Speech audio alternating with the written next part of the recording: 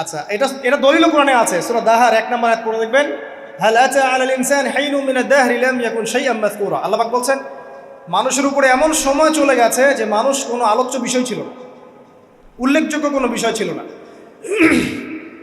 তো সভ্যতার শুরুর ঘটনা হচ্ছে এটা, মানে মানব সভ্যতার একদম শুরুর শেকড়ের ঘটনা হচ্ছে এটা, একদম শুরুর চেতনা, শুরুর সংস্কৃতি শুরু হচ্ছে এখান থেকে।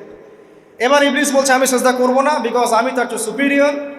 আপনি তাকে সৃষ্টি করেছেন মাটি দিয়ে, আমাকে সৃষ্টি করেছেন আগুন দিয়ে, আমি তাকে সেজদা করব না। সে আল্লাহ পাকের আদেশ লঙ্ঘনই করলো না, বরং আল্লাহকে উল্টা একটা যুক্তি দেখালো যে আপনি ভুল আমি ঠিক। নাউজুবিল্লাহ, আপনি আমাকে আদমকে সেজদা করতে বলছেন এটাই ভুল, বরং উচিত হচ্ছে ও আমাকে সেজদা করবে। নাউজুবিল্লাহ।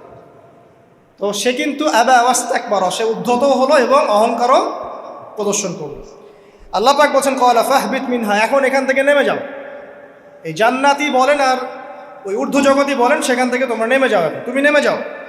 ফামা ইয়াকুনু লাকা আন তাতাকাব্বারা ফিহা, এখানে দাঁড়িয়ে তুমি অহংকার করবে এই অধিকার তোমাকে দেয়া হয় নাই। সোজা কথায় আল্লাহ পাক বলছেন এখানে দাঁড়িয়ে তুমি অহংকার করবে এই অধিকার তোমাকে দেয়া হয়নি। আল্লাহ পাক অহংকারীকে পছন্দ করেন না।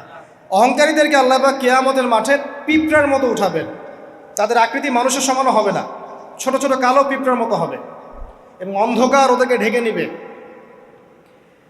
তো আমাদের মনে যাদের অহংকার আছে, আল্লাহর ওয়াস্তে অহংকার ছেড়ে দেই। অহংকার ইলমেরও থাকতে পারে, একজনের অনেক বড় ইলমি ডিগ্রি সার্টিফিকেট আছে, অমুক ফারেক তমুক ফারেক, অমুক মুহাদ্দিস অমুক মুফাসসির, ডাবল ডিগ্রি, এটারও অহংকার থাকতে পারে, ঠিক আছে। আবার অনেকের টাকা পয়সার অহংকার থাকে, অনেকের ক্ষমতার অহংকার থাকে, আবার এখনকার মেয়েদের সৌন্দর্যের অহংকার থাকে, থাকে না? এক এক মানুষের এক একটা অহংকার।